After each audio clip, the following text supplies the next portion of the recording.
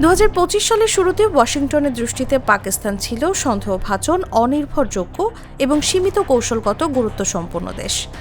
তালেবানের সঙ্গে ঘনিষ্ঠ সম্পর্ক, অস্বচ্ছ নিরাপত্তা প্রতিষ্ঠান আর আন্তর্জাতিক পরিসরে একঘরে অবস্থান সব মিলিয়ে পাকিস্তানকে দেখতে হতো অসহায় রাষ্ট্র হিসেবে।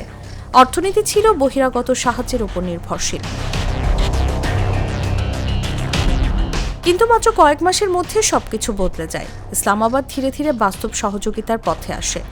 নীরব সন্ত্রাস বিরোধী যোগাযোগ, ছোট ছোট সহযোগিতামূলক পদক্ষেপ ওয়াশিংটনের প্রশংসা কুড়াতে থাকে। ট্রাম্পের প্রশাসন অপ্রত্যাশিতভাবে পাকিস্তানের ভূমিকাকে স্বীকৃতি দিতে শুরু করে।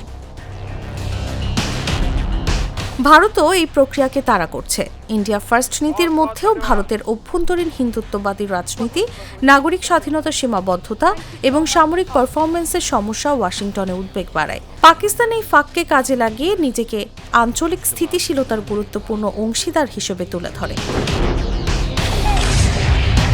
মে মাসে ভারতের সঙ্গে স্বল্পমেয়াদী সংঘর্ষ পাকিস্তানের কৌশলগত শক্তি প্রদর্শন করে। ওয়াশিংটনের চোখে পাকিস্তান তখন গুরুত্বপূর্ণ আঞ্চলিক খেলোয়াড় হিসেবে পুনর্মূল্যায়ন হয়। ছোট সহযোগিতা থেকে শুরু হওয়া ইতিবাচক চক্র দেশটিকে দ্রুত ট্রাম্পের দক্ষিণ এশিয়া কৌশলের মূল অংশীদার হিসেবে পরিণত করে। নিউজ ডেস্ক, জাগো নিউজ।